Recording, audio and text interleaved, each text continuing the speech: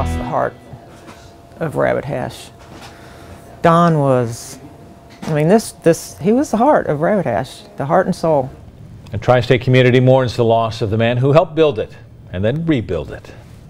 Good evening, everyone. I'm Brad Johansson. And I'm Paula Toti. The longtime face and soul of Rabbit Hash, Kentucky has died. Don Clare was the longtime president of the Rabbit Hash Historical Society, and as Joe Reb reports, he was the driving force behind preserving the old river town and rebuilding its landmark store after a devastating fire. There's a true sense of loss in Rabbit Hash, Kentucky today. Don Clare, the bearded, ponytailed, bib-overall-wearing face of the town, died yesterday.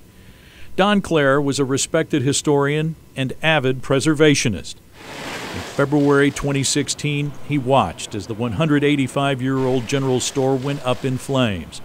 Unphased, Clare spearheaded the effort to rebuild with vintage lumber to 19th century specifications to keep the store in town on the National Historic Registry. It got done. We last talked in February before the store reopened. I'm not going to call it a miracle. I'm going to call it just determined human nature and love and emotion and all those abstract things that we can do as humans, but we don't often do. Today the store is open, busy, and as funky and functional as it was pre-fire. Rebuilding the Rabbit Hash General Store is obviously a big part of Don Clare's legacy, but people who know him will tell you that that store wouldn't even have been there to have burned had it not been for the likes of him. Under Don Clare's leadership, the town was placed on the National Historic Registry in the early 1980s. In 2002, the 3.5 acres and collection of buildings that make up Rabbit Hash was purchased by the Historical Society from owner Louis Scott. He found Rabbit Hash when it was circling the drain, and because of him and Louis Scott, Rabbit Hash is here today.